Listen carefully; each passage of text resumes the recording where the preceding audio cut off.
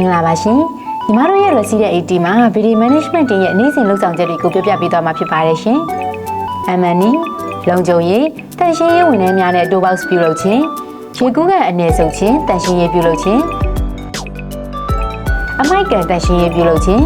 Septic တဲ့နေရာကိုတန်ရှင်းရေးပြုလုပ်ခြင်း Gin room တန်ရှင်းရေးပြုလုပ်ခြင်း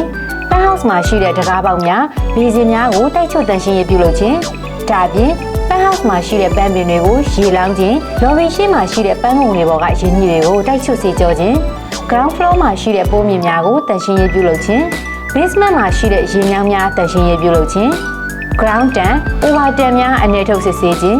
Resident မှာရှိတဲ့နေထိုင်သူများအားလုံးပျော်ရွှင်ကျန်းမာစွာနေထိုင်နိုင်ရန်အတွက်တပတ်တစ်ကြိမ်ချင်းစည်းဖြန်းခြင်းနဲ့ကြွက်စီးချခြင်းစတဲ့ pest control တွေကိုလည်းပြုလုပ်ပေးပါရရှင်